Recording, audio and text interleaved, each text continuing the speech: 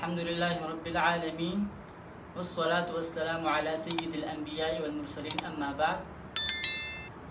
پچھلی کلاس میں ہم نے شفتان سے یعنی دونوں ہونٹوں سے ادا ہونے والے حروف کا مخرج سیکھا تھا، اور آج کی کلاس میں ہم خیشوم کے مخرج کے بارے میں سیکھیں گے۔ آج کی کلاس میں ہم 5 باتیں سیکھیں گے۔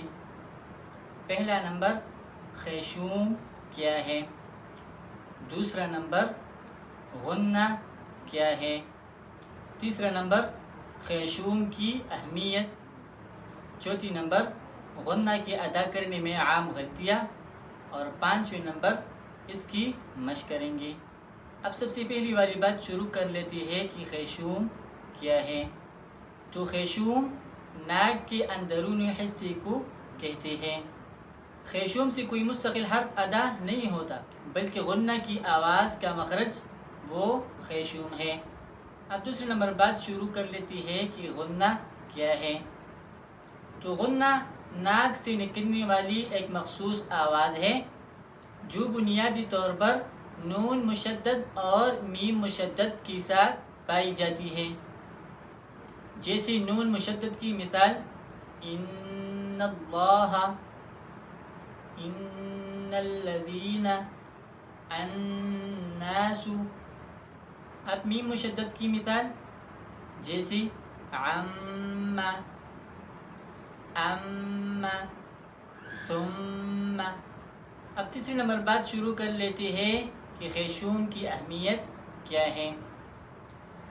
خیشوم کو سمجھنا اس لیے ضروری ہے کیونکہ آنے والے قواعد جو کہ نون ساکن اور تنوین کے قواعد، میم ساکن کے قواعد، ادغام، اقلاب، اخفاء، تو ان سارے قواعد میں غنہ کا بہت اہم کردار ہے۔ تو اس وجہ سے خیشوم کو سمجھنا بہت ضروری ہے۔ اب چوتھی نمبر بات شروع کر لیتے ہیں کہ غنہ کی ادا کرنے میں عام غلطیاں۔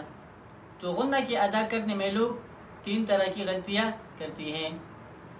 پہلا نمبر غنہ کو ناک کی بجائے منہ سے ہی ادا کرنا۔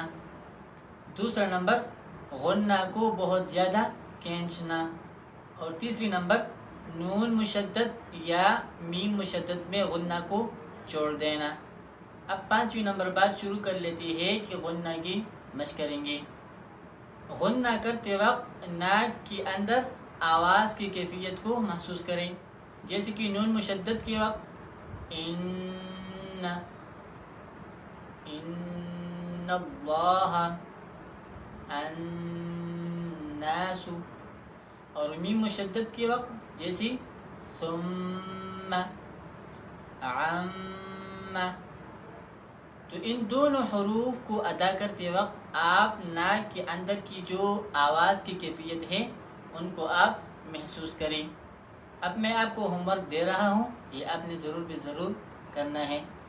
پہلا نمبر خیشوم کیا ہے، اور دوسرا نمبر نون مشدد اور میم مشدد کی آپ نے بہت زیادہ مشق کرنا ہے، کیونکہ آنے والے قواعد جو کہ نون ساکن اور تنوین کی ہے، میم ساکن کی ہے، اخفاء، اقلاب، ادغام، تو یہ آپ کو آسان ہو جائیں گے۔ الحمدللہ آج ہم نے خیشوم اور غنہ کا مخرج سیکھ لیا۔